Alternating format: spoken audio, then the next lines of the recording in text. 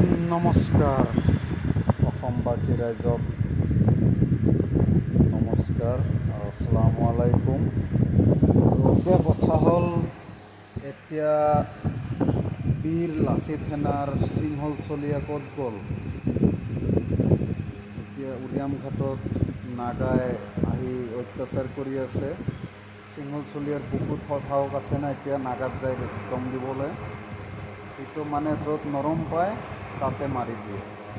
এইবাৰ যদি দম আছে সিংহল চলিয়াৰ যাই লাগকচোন নগা লগৰ লগত, তাৰ বুকুত সাহস আছে নেকি?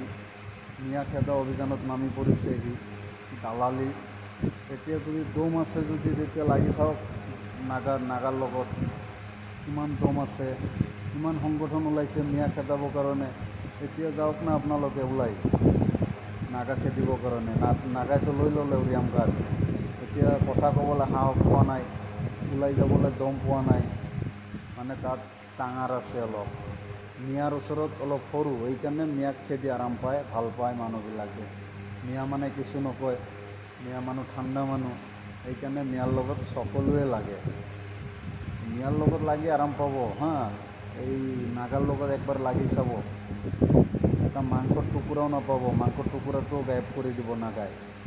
যদি দম আছে ইমান সংগঠনৰ, যাই লাগক না নাগাৰ লগত।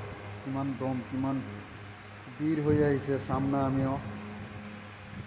এতিয়া চুপচাপ বহি আছে কিয়? ইমান এই বীৰ লাচিত সেনাৰ সিংহল চলিয়া, এতিয়া মাত নাই মুখত, যাই লাগিব দিয়কচোন। যদি দম আছে তাৰ কিমান সৈনিক বাহিনী আছে, যাই লাগিব দিয়ক। এতিয়া উৰিয়াম ঘাটটো এইবাৰ ঘূৰাই ল'ব দিয়ক।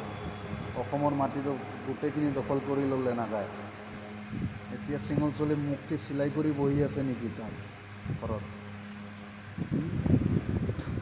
খালি মিয়া মিয়া মিয়া মিয়া মিয়াকে আপোনাৰ ভাত কাঢ়ি খায় নেকি? মিয়া উচিত কামাই কৰি খায়, ৰোজি ৰোজগাৰ কৰি খায়, ঠেলা মাৰি খায়, ৰিক্সা চলাই খায়, চব্জি বেচি খায়। মিয়া এইবিলাকৰ দপদপনি কৰে। মিয়া কাৰো গুণ্ডামিৰ দপদপনি নকৰে, চান্দাবাজত দপদপনি নকৰে, কাৰো বেইমানি কামাইৰ দপদপনি নকৰে। মিয়া হকীকত কামাই কৰিহে খায়, আৰু এই হকীকত কামাই কৰি খাব। মিয়াক এই ইছলাম ধৰ্ম পৃথিৱীত এনেকুৱা কোনো প্লেয়াৰ জন্ম হোৱা নাই যে শেষ কৰি পেলাব, আৰু শেষ নহয় আৰু নহ'ব। মিয়াৰ দপদপনি চলি আহিছে আৰু চলিব। যিমান দিন পৃথিৱী আছে সিমান দিন মিয়াও থাকিব জীয়াই।